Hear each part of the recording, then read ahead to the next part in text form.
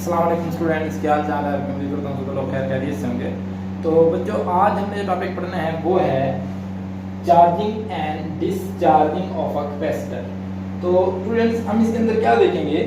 हम इस टॉपिक में ये देखेंगे कि चार्जिंग और डिस्चार्जिंग इन दोनों का रेट क्या होता है कि कोई कैपेसिटर जब चार्ज हो रहा होता है तो वो कितनी देर में कितना चार्ज होता है, और जब डिस्चार्ज हो रहा होता है तो तब भी वो कितनी देर में कितना डिस्चार्ज होता है। और स्टूडेंट्स, हमने जो एक और चीज़ देखनी है वो देखनी है कि ये चार्जिंग और डिस्चार्जिंग किस चीज़ के ऊपर डिपेंड करती है।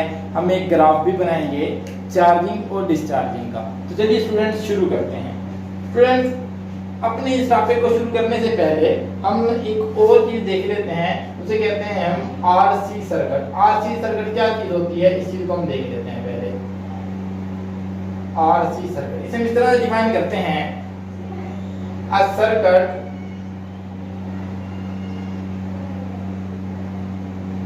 which is a combination of a capacitor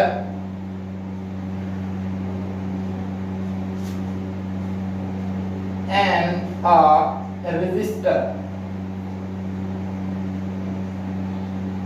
students, इसके अंदर क्या होगा? इस सर्किट के अंदर जस्ट एक कैपेसिटर लगा होगा और एक रेजिस्टर लगा होगा, उसे हम आरसी सर्किट कहेंगे। अब मैं एक फिगर बनाता हूं। ये एक कैपेसिटर लगा हुआ है, इसके साथ सीरीज में एक रेजिस्टर लगा हुआ है, यहाँ पे हमने एक डीसी सोर्स लगाया है, बैटरी मतलब लगाई है, और ये एक स्विच है। इसे मैं कोई नाम दे देता हूं, लेट्स से एस।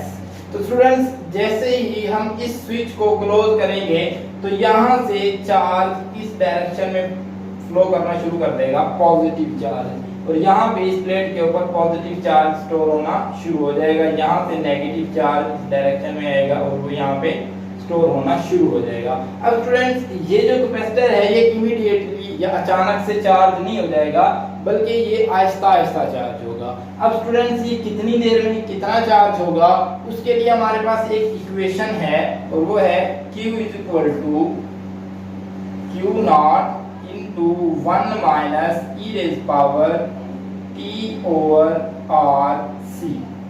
अब स्टूडेंट्स, ये इक्वेशन हमें बताती है कि T टाइम के बाद उस कैपेसिटर के ऊपर चार्ज Q स्टोर हो चुका होगा।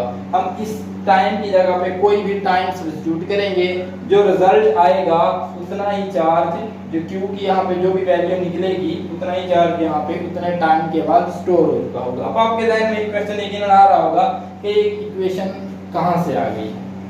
तो स्टूडेंट्स, आप लोगों को अभी इसकी टेंशन लेने की जरूरत नहीं है, क्योंकि ये जो इक्वेशन है इसकी डेरिवेशन आपके कोर्स में नहीं है, ये बीएससी के कोर्स में है। ये है इतना मुश्किल नहीं, इसको ड्राइव करना इजी है। हम जस्ट इसके ऊपर लूप रूल लगाते हैं, एक डिफरेंशियल इक्वेशन आ जाती है, उस डिफरेंशियल इक्वेशन को जब हम सॉल्व करते हैं तो ये इसका सॉल्यूशन हमारे पास आ जाता है। आज हमने जस्ट इस सॉल्यूशन को देखना है, उसको ड्राइव करने की कोशिश नहीं करनी बिल्कुल भी। तो चलिए स्टूडेंट्स, हम देखते हैं कि इसके अंदर बाकी चीजें क्या है। ये स्टूडेंट्स है टोटल चार्ज, Q नॉट है टोटल चार्ज। टोटल चार्ज क्या मतलब? जितना चार्ज यहाँ पे टोटल स्टोर हो सकता है इस कैपेसिटर के अंदर, जितनी इसकी कैपेसिटी है, ये वो चार्ज है। और ये एक्सपोनेंशियल है, आप लोग इससे पहले ही वाकिफ हैं। इसकी वैल्यू होती है 2.718 E। और स्टूडेंट्स, ये टाइम है, जितने टाइम के बाद हमने यहाँ पे देखना है कि कितना चार्ज स्टोर हुआ है। RC, ये थोड़ा सा इंटरेस्टिंग चीज है, इसको हम देखते हैं। स्टूडेंट्स, इस चीज को कहा जाता है टाइम कांस्टेंट, RC को, और इसी के ऊपर इस कैपेसिटर की चार्जिंग और डिस्चार्जिंग का रेट डिपेंड करता है। अगर RC ज्यादा होगा तो ये ज्यादा देर से चार्ज या डिस्चार्ज होगा, अगर RC की वैल्यू कम होगी तो ये जल्दी चार्ज या डिस्चार्ज होगा। अब आप लोग सोच रहे होंगे कि ये तो रेजिस्टेंस है, ये कैपेसिटेंस है, तो ये टाइम कैसे हुआ? स्टूडेंट्स, इन दोनों का जो प्रोडक्ट है वो टाइम के इक्वल है या नहीं, इस चीज को देखने के लिए हम क्या करते हैं, हम इन दोनों के प्रोडक्ट का यूनिट फाइंड करते हैं। अगर वो टाइम का यूनिट आ जाता है तो यकीनी सी बात है ये भी चीज टाइम के इक्वल होगी, अदरवाइज ये नहीं होगी। तो चलिए हम देखते हैं कि इनके यूनिट्स क्या हैं। रेजिस्टेंस और कैपेसिटेंस। आप लोगों को पता है कि जो रेजिस्टेंस का यूनिट है वो होता है ओहम, और कैपेसिटेंस का यूनिट क्या होता है, फैराड होता है। अब मैं ओहम को अगर मैं यहाँ पे लिखना चाहूँ तो ओहम को मैं लिख सकता हूँ वोल्ट पर एम्पियर। ये कहाँ से आया है, सिंपल मैंने यहाँ से लिखा है V is equal to I R होता है। यहाँ से मैंने अगर R की वैल्यू निकाल लूँ तो I इधर आ जाएगा। अब इसका जो यूनिट है वोल्टेज का वो है वोल्ट, और एम्पियर का यूनिट क्या है, सॉरी करंट का यूनिट क्या है, एम्पियर है। और ये किस चीज के इक्वल आ रहा है, रेजिस्टेंस के इक्वल है, मतलब ओम के इक्वल है। तो स्टूडेंट्स ओम की जगह पे हम ये लिख सकते हैं, तो फैराड का की जगह पे अगर मैं लिखना चाहूँ स्टूडेंट्स, एक इक्वेशन आप लोगों ने मुंह में देखे होगी, Q is equal to CV। यहाँ से अगर मैं कैपेसिटेंस की वैल्यू निकालूं तो V को जस्ट इधर डिवाइड कर दूंगा तो मेरे पास ये आ जाएगा। कैपेसिटेंस का यूनिट आप लोगों को पता है फैराड होता है, तो मैं यहाँ पे फैराड लिख रहा हूँ, ठीक हो गया। अब यहाँ पे अगर मैं लिखूं इसका चार्ज का यूनिट कूलम है, वोल्टेज का यूनिट है, पोटेंशियल का यूनिट है V मतलब वोल्ट, ठीक हो गया। तो फैराड किस चीज के इक्वल हो गया, कूलम पर वोल्ट। तो मैं यहाँ पे लिख देता हूँ कूलम पर वोल्ट, वोल्ट के साथ वोल्ट कैंसिल हो जाएगा, और यहाँ पे हमारे पास क्या बच गया, कूलम पर एम्पियर। एम्पियर और किस चीज के इक्वल होता है, ये चीज देखने वाली है स्टूडेंट्स। आप लोगों ने देखा है करंट की डेफिनेशन, ये क्या होती है, I equal to Q over T, time rate of change of charge, ये होता है। तो यहाँ से अगर हम एम्पियर आपको पता है करंट का यूनिट है, तो यहाँ पे आ जाएगा, चार्ज का यूनिट कूलम है और टाइम का यूनिट है सेकंड। तो एम्पियर किसके इक्वल हो गया, कूलम पर सेकंड के इक्वल हो गया। मैं एम्पियर की जगह पे यहाँ पे क्या लिख सकता हूँ, coulomb divided by second. Coulomb के साथ कूलम कैंसिल हो जाएगा और ये सेकंड ऊपर चला जाएगा जो कि टाइम का यूनिट है।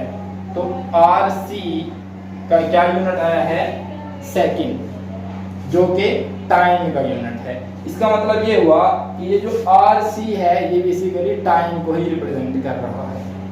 तो स्टूडेंट अब हम क्या करते हैं, इस टाइम की जगह पे, इस टाइम की जगह पे मुख्तलिफ वैल्यू सब्स्टिट्यूट करते हैं, और जो हमारे पास उसके आंसर्स आएंगे उनको और उस टाइम की वैल्यू को हमने एक पॉइंट की फॉर्म में लिखना है, और उससे हम ग्राफ ड्रा करने की बाद में कोशिश करेंगे, देखते हैं वो किस तरह जाता है। स्टूडेंट्स अब मैं क्या करता हूँ, मैं पहले टाइम की जगह पे लिखता हूँ 1RC मतलब एक यूनिट, उसके बाद लिखूंगा 2RC, फिर लिखूंगा 3 या 4RC। तो हमारे पास जो भी रिजल्ट आएंगे उन्हें हम नोट करते जाएंगे, और उन फिर उसी डाटा की बुनियाद पे हमने एक ग्राफ ड्रा करना है जो कि हमें बताएगा कि charging of capacitor with respect to time, उसका ग्राफ क्या आता है वो हम देखेंगे। तो स्टूडेंट्स मैं यहाँ पे क्या करता हूँ, Q की वैल्यू फाइंड करता हूँ कहाँ पे, जब T की वैल्यू 1RC होगी, ये क्या है, टाइम को रिप्रेजेंट कर रहा है। तो Q की वैल्यू मैं यहाँ से फाइंड करता हूँ, Q equal to Q naught 1 minus e raise power, ये T ओवर RC है, मैं यहाँ पे लिख रहा हूँ माइनस RC ओवर RC, ठीक हो गया। RC के साथ RC कैंसिल हो जाएगा, हमारे पास क्या आ जाएगा, 1 माइनस, ये नीचे आ जाएगा तो ये प्लस हो जाएगा, ये पहले माइनस है नीचे आके प्लस हो गया, ये हो जाएगा Q नॉट इंटू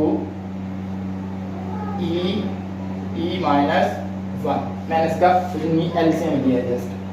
अब मैंने क्या करना है, E की वैल्यू आप लोगों को पता है वो है 2.718। मैंने यहाँ पे वैल्यूज को सब्स्टिट्यूट करना है, तो मेरे पास जो रिजल्ट आएगा वो आएगा 0.63, ये Q नॉट है।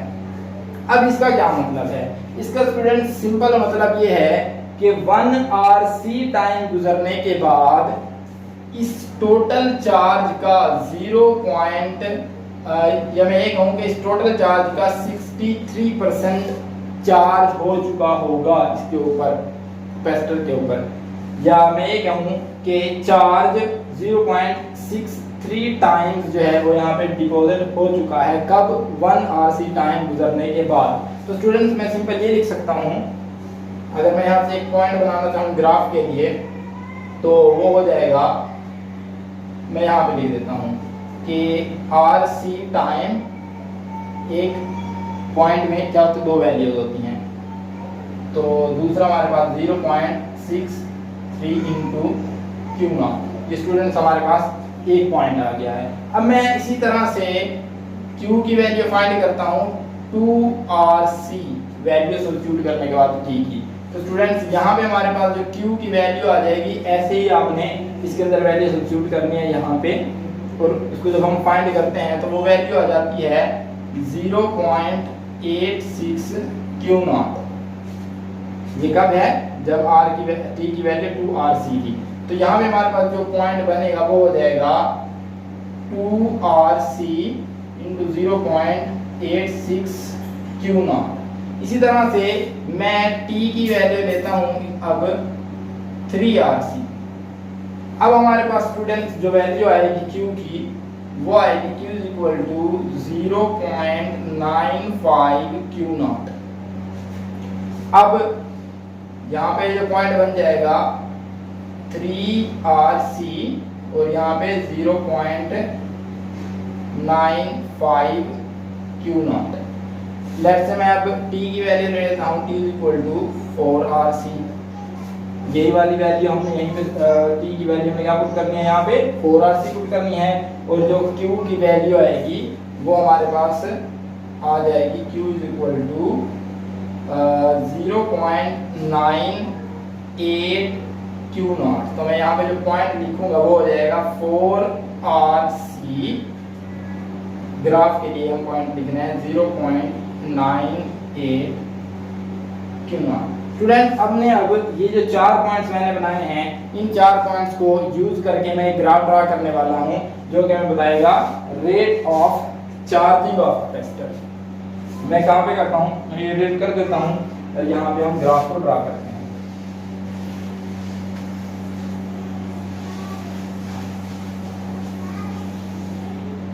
स्टूडेंट मैं y एक्सिस के ऊपर चार्ज लूंगा और x एक्सिस के ऊपर मैंने लेना है टाइम। स्टूडेंट्स ये जो एक गैप है ये 1RC को रिप्रेजेंट कर रहा है, यहाँ तक 2RC हो जाएगा, 3RC और 4RC। हमने 4 ही लिए हैं, मैं बस 4 पॉइंट बता रहा हूँ। अब स्टूडेंट्स मैं इस तरफ क्या ले रहा हूँ, ये 0.1 Q not, 0.2 Q not, 3 Q not, 4, 5, 6, 7, 8, 9 और 10। मतलब यहाँ पे टोटल चार्ज हो जाएगा क्यू नॉट। अब स्टूडेंट्स हमारा जो पहला पॉइंट है वो हमें क्या बता रहा है कि जब टाइम RC गुजरा था तो उस वक्त 0.63 क्यू नॉट इतना चार्ज यहाँ पे उस कैपेसिटर के ऊपर डिपॉजिट हो चुका था। तो उसके लिए हम यहाँ से देखते हैं, ये हो जाएगा 10, 20, 30, 40, 50, 60। तो 60 और यहाँ पे ये 65 है तो ये 63% यहाँ पे ऑलमोस्ट बनेगा। मैं क्या करता हूँ, यहाँ से एक डॉटेड लाइन इधर लेके जाता हूँ और फिर जहाँ से ये नीचे लाइन लेके जाता हूँ। ये दोनों लाइन कहाँ पे मिल रही हैं, इस पॉइंट पे। इसका मतलब हमारे ग्राफ का पहला पॉइंट ये आएगा। दूसरा ग्राफ देखें, 2RC 0.86, 2RC ये है। एक तो लाइन यकीनी सी बात है हमने यहाँ पे ऐसे लगानी है। अब हम देखते हैं 86 कहाँ पे बढ़ रहा है, यहाँ पे 70, 80 और 86 ऑलमोस्ट बनेगा जहाँ पे। ये लाइन हमने ऐसे लगानी है, तो जहाँ पे ये दोनों लाइन मिलेंगी हमारा पॉइंट ये वाला है। अब हमने 3RC 0.95, ये हो गया 3RC। स्टूडेंट यहाँ पे 9 है तो 95 क्या बन जाएगा, यहाँ पे ये वाला हमारा पॉइंट आएगा। तीसरा है 4RC। तो स्टूडेंट्स 4 ये आ रहा है यहाँ पे, और 4RC के साथ जो हमारे पास y एक्सिस के ऊपर वैल्यू है 98, तो ये ऑलमोस्ट यहाँ पे बनेगी ये वाला। अब मैंने इन तमाम पॉइंट्स को जब मिलाना है तब आप लोग देखेंगे कि हमारा ग्राफ किस तरह से होता है। स्टूडेंट्स हमारा ग्राफ कुछ इस तरह से आएगा।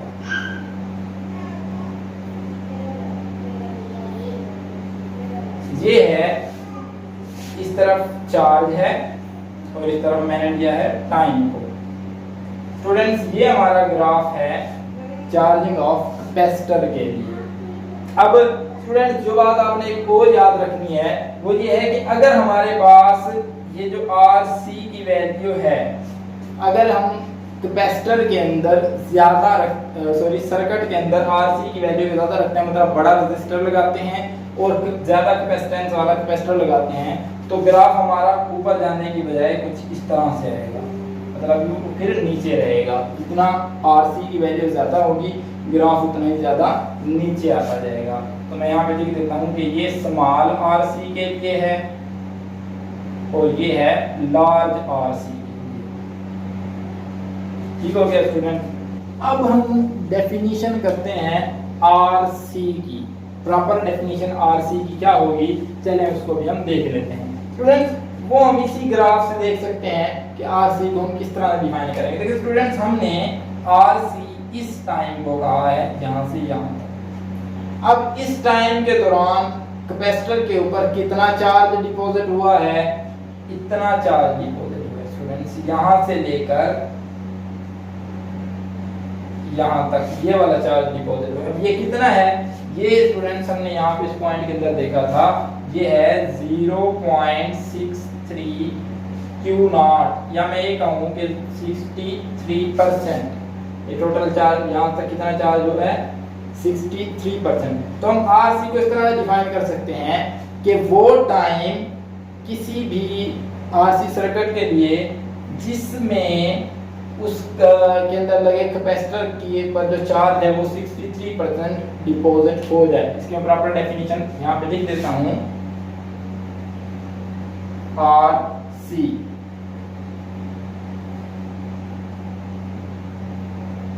time required by a capacitor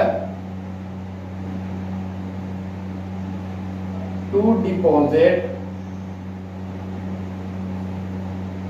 0.63 Q0 charge on its plates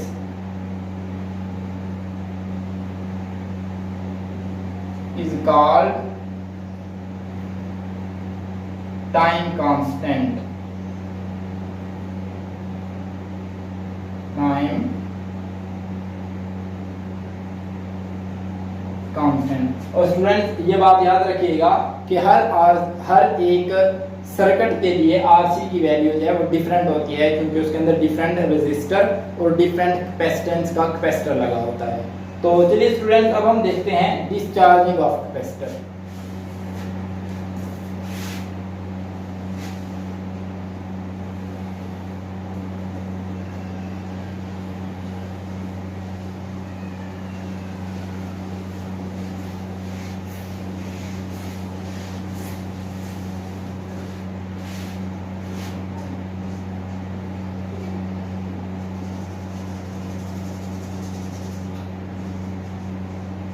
Discharging of a capacitor। Students इस चीज को समझने के लिए हमारे पास एक और इक्वेशन है जो हम ड्राइव यहाँ पे नहीं करने वाले, वो है Q = Q0 e⁻t over RC। इस चीज को समझने के लिए हम दोबारा से फिगर ड्रा करते हैं। स्टूडेंट्स आप कंसीडर करें ये वही वाली फिगर है, बस थोड़ा सा इसके अंदर डिफरेंस आएगा। ये रजिस्टर लगा हुआ है, ये यहाँ पे एक बैटरी लगी हुई है, ये हमारे पास यहाँ पे स्विच लगा हुआ है इस जगह पे।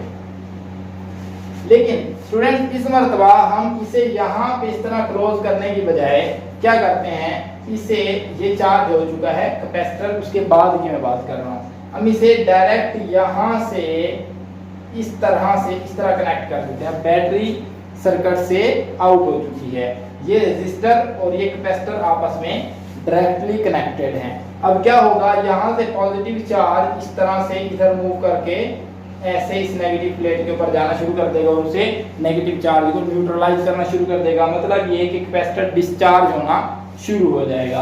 अब स्टूडेंट्स कितने वक्त में कितना चार्ज वापस डिस्चार्ज हुआ है, इस चीज को हम समझने की कोशिश कर रहे हैं। तो स्टूडेंट्स ये वाली जो इक्वेशन है ये हमें ये बताती है कि टाइम t गुजरने के बाद कितना चार्ज यहाँ पे बाकी रह गया है।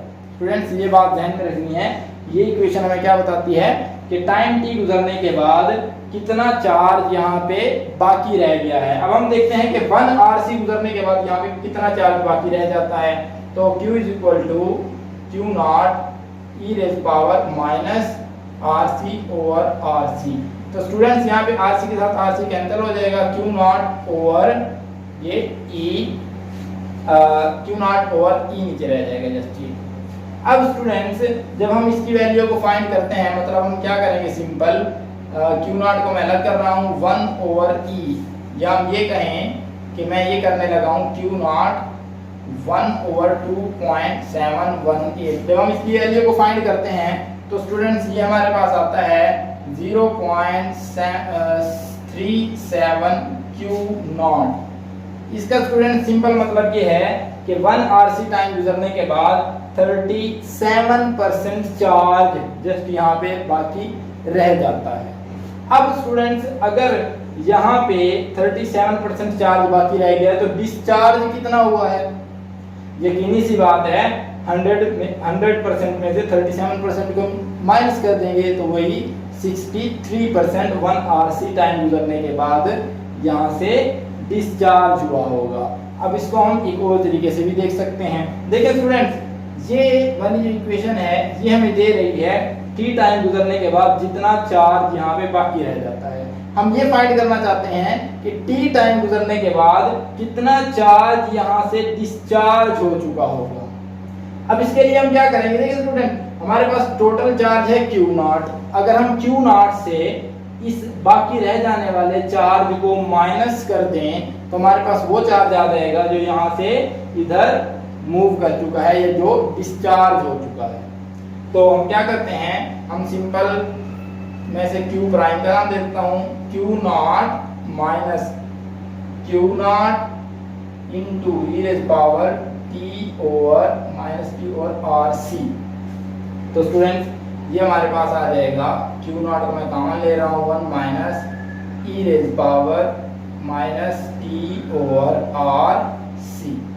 तो स्टूडेंट्स ये अगर आप इक्वेशन देखें तो ये वही इक्वेशन है जो हमने देखी थी चार्जिंग ऑफ कैपेसिटर के दौरान। इसका मतलब स्टूडेंट सिंपल ये है कि rate of charging of capacitor and rate of discharging of capacitor वो दोनों सेम होते हैं। मतलब क्या कि जितने अगर मतलब सिंपल ये कि जितना चार्ज t टाइम में चार्ज हुआ था कैपेसिटर के ऊपर उतना ही डिस्चार्ज होगा t टाइम के बाद। तो स्टूडेंट्स अब हम देखते हैं कि डिस्चार्जिंग ऑफ कैपेसिटर के लिए जो ग्राफ है वो किस तरह से बनता है। मैं यहाँ पे उसे सिंपल सा ग्राफ बनाने की कोशिश कर रहा हूँ।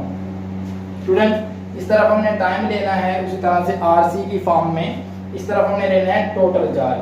लेट्स से जब 0 टाइम गुजरा था तो चार्ज 100% था, कैपेसिटर के ऊपर चार्ज इतना था 100%। और वो जब हम उसे इस तरह से क्लोज करेंगे तो यहाँ से डिस्चार्ज होना शुरू हो जाएगा। हमारा ग्राफ इस तरह से आएगा, जैसे जैसे टाइम गुजरता जाएगा चार्ज की वैल्यू कम होती जाएगी। एक और बात स्टूडेंट आप लोगों ने याद रखनी है कि अगर RC की वैल्यू कम होगी तो ग्राफ इस तरह से आएगा, अगर RC की वैल्यू ज्यादा होगी तो ग्राफ इस तरह से ऊपर आएगा। अब इसका क्या मतलब है, अगर ये ऊपर आ रहा है तो इसका मतलब ये है कि डिस्चार्जिंग स्लो हो रही है। तो स्टूडेंट्स ये था हमारा आज का टॉपिक। कल मिलते हैं एक नई वीडियो के साथ। अल्लाह।